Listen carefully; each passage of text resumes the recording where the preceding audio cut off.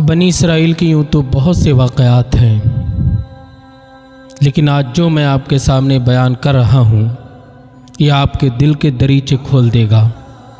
اس میں آپ کو بہت کچھ ملے گا۔ اور آقا علیہ السلام نے بھی ارشاد فرمایا کہ بنی اسرائیل کے واقعات کثرت سے سنا کرو، کیونکہ ان میں عجیب و غریب واقعات ہوئے ہیں۔ بنی اسرائیل میں ایک بڑا امیر ترین انسان تھا، دولت مند تھا، ہر طرف سے سکون ہی سکون تھا، مگر جب برا وقت آتا ہے تو کچھ بھی ہو سکتا ہے، کوئی بھی ذریعہ بن سکتا ہے۔ مال و زر تھا، ہیرے جواہرات تھے، بیوی تھی، بچے تھے، دنیا کی ہر نعمت اس کے پاس تھی، اور وہ انسان بھی اچھا انسان تھا۔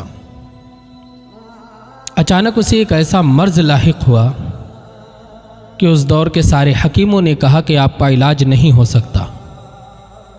یہ مرض جسے ہو جاتا اسے موت آتی ہے، جیسے دور حاضر میں اللہ ہم سب کی حفاظت فرمائے اس مرض سے، کینسر۔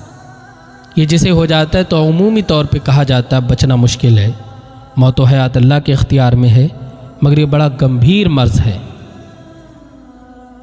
کہا کہ بچنا مشکل ہے۔ بڑے بڑے ڈاکٹر بھی آئے، حکیم بھی آئے، اپنی اپنی انہوں نے رائے پیش کی۔ کسی ایک بڑے شفیق دوست نے کہا کہ میرے عزیز، موت تو آنی ہی ہے، لیکن تیرے چھوٹے بچے ہیں، تیری بیوی ہے، انہیں دیکھ کر کے دل بڑا اداس ہوتا ہے، تو ایک کام کر، تو موسیٰ علیہ السلام کی بارگاہ میں جا، اور وہاں جا کر کے ان سے دعا کروا۔ یہ انسان اپنے گھر آتا ہے، بیوی کو دیکھ کر اچانک رونے لگا۔ بیوی نے کہا میرے سر کے تاج کیا بات ہے؟ تو اس نے بیوی کو بتایا میری شریک حیات، مجھے ایک ایسا مرض لاحق ہوا ہے کہ میرا بچنا مشکل ہے، مگر میرے کسی دوست نے مجھ سے کہا ہے کہ تم موسیٰ کی بارگاہ میں جا، اگر انہوں نے تیرے لیے دعا کر دی تو اللہ پاک تیری عمر کو بڑھا دے گا۔ میری شریک حیات، آپ مجھے اجازت دیجیے، میں جانا چاہتا ہوں۔ بی بی نے کہا میرے سر کے تاج، اگر آپ جانا چاہتے ہیں تو جائیے، ان سے دعا کروائیں، یقیناً اللہ پاک اپنے نیک بندوں کی دعائیں قبول کرتا ہے۔ وہ انسان اٹھتا ہے۔ حضرت موسیٰ علیہ السلام کے لیے اس نے سفر کیا، چلتا جا رہا۔ جیسے ہی حضرت موسیٰ علیہ السلام کی بارگاہ میں پہنچا اور جا کر اس نے کہا حضور مجھے یہ مرض لاحق ہے، میں کیا کروں؟ حضرت موسیٰ علیہ السلام نے کشف سے دیکھا، ارشاد فرمایا تیرا بچنا ناممکن ہے، تجھے موت آنی ہے، اور صبح کا سورج بھی تو بامشکل دیکھ پائے گا۔ اب تو جو امیدیں تھیں وہ ساری ٹوٹ گئیں۔ اس نے اپنی آنکھوں سے اپنا محل دھستے ہوئے دیکھا، ویران ہوتے ہوئے دیکھا۔ اس کے دل میں خیال آیا اب تو اللہ کے نبی نے بھی میرے لیے یہ دعا کر دی ہے کہ تیرا بچنا مشکل ہے، اب میں کیا کروں؟ سارے ارمان اپنے کاندھے پر سوار ہو کر کے وہاں سے چل دیا۔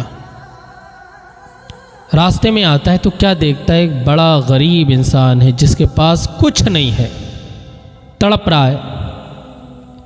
اس کے پاس بڑا شاہی لباس تھا، وہ اتنا غریب تھا، اس کے پاس کپڑے نہیں تھے۔ اس نے اپنے کپڑے اتار کر کے اسے دے دیے، تھوڑی اشرفیاں دیں، کہا میرے لیے دعا کرنا، کیونکہ میرا تو کل آخری وقت ہے، کل میں اس دنیا کو الوداع کہہ جاؤں گا، چھوڑ جاؤں گا، میرے لیے دعا کرنا۔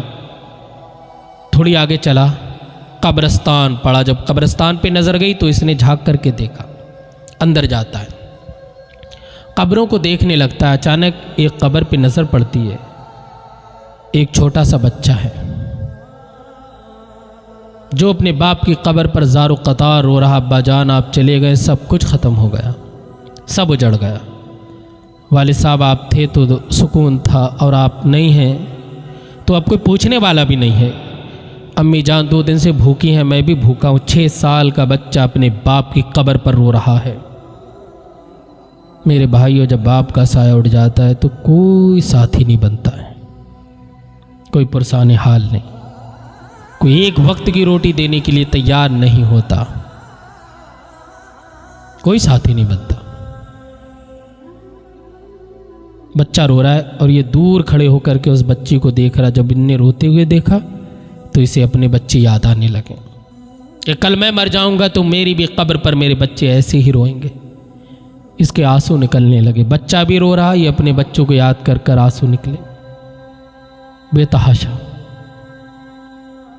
بچے کے پاس آتا ہے، دستے شفقت رکھتا، کہتا ہے میرے بیٹے مت رو، میرے لال مت رو۔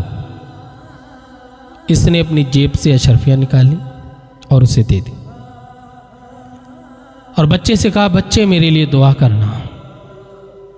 ٹھنڈی آہ بھری اور قبرستان سے باہر نکل آیا، بڑی حسرت بھری نگاہوں سے قبروں کو دیکھ رہا۔ کل میرے لیے بھی قبر کھودی جائے گی، مجھے بھی غسل دیا جائے گا، کفن دیا جائے گا، اور میں بھی موت کے آغوش میں سو جاؤں گا، یہاں میرے عزیز مجھے چھوڑ کر چلے جائیں گے۔ چونکہ نبی نے بھی بتا دیا موت ہے، رات میں چل رہا ہے، سفر کر رہا۔ اس کے پاس جتنی اشرفیاں تھیں وہ بچے کو دے کر چلا گیا۔ کپڑے اس سے پہلے دے دیا غریب کو، اشرفیاں اب دے دیں۔ فجر سے پہلے یہ اپنے گھر میں جب داخل ہوا اور اس کی بیوی نے اس کا اترا ہوا چہرہ دیکھا تو وہ حالات کو سمجھ گئی کہ لگتا ہے نبی نے بھی اس کے لیے دعا نہیں کی علیہ السلام۔ یہ بیوی کے پاس آتا ہے، بچوں کو دیکھ کر رونے لگتا ہے، اس قدر رویا کہ ہچکیاں بندھ گئیں، زمین پہ غش کھا کر گر پڑا، پھر نماز پڑھی۔ اب سورج نکلنے کا انتظار تھا کہ سورج نکلے گا مجھے موت آ جائے گی، سورج نکلے گا مجھے موت آ جائے گی۔ یہی کشمکش، پریشانی کا عالم، بہت زیادہ بے چین اس کا دل اندر سے اپنے بچوں اور بیوی کو یاد کر کے رو رہا، کیا ہوگا ان کا میرے بعد۔ تھوڑی دیر کے بعد سورج نکل گیا، سورج ڈھلا، پہلے چڑھا پھر ڈھلنے لگا، شام ہو گئی، اسے موت نہیں آئی۔ دوسرا دن بھی گزر گیا، اسے موت نہیں آئی۔ یہ پھر حضرت موسیٰ علیہ السلام کی بارگاہ میں حاضر ہوا، بولا حضور مجھے موت نہیں آئی، اور اسے دیکھ کر آپ بھی متعجب ہوئے۔ آپ نے اللہ کی بارگاہ میں عرض کی میرے مالک، اسے تو موت آنی تھی، اسے موت کیوں نہیں آئی؟ تو میرے رب نے ارشاد فرمایا، جب یہ یہاں سے گیا اس کا دل بڑا ٹوٹا ہوا تھا، راستے میں اسے غریب ملا، اس نے اپنی شیروانی دے دی، کپڑے دے دیے، اس نے اس کے لیے دعا کی اللہ پاک اس کی عمر کو لمبا فرما دے۔ پھر یہ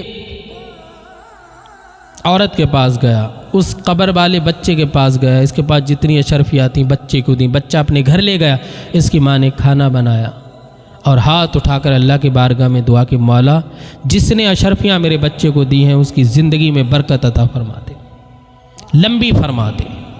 اے موسیٰ، اس نے ہماری راہ میں جو خرچ کیا اس کی برکت سے ہم نے اس کی زندگی کو طویل کر دیا، لمبا کر دیا۔ میرے دوستو، میرے بھائیوں، کیا سیکھے، کیا سمجھ میں آیا کہ پریشانی پر صبر کرو، اللہ کی نعمتیں رحمتیں یقینی طور پر ملیں گی۔ اللہ پاک بے پناہ اپنے بندوں سے محبت فرماتا ہے، اس سے زیادہ محبت کوئی کر بھی نہیں سکتا۔ وہ مرنے والا تھا، صدقہ کیا، عمر میں برکت ہو گئی۔ اگر عمر میں برکت چاہتے ہو تو صدقہ کرو، خیرات کرو۔ اللہ کی بارگاہ میں دعا ہے اللہ ہمیں نیک اعمال کی توفیق عطا فرمائے۔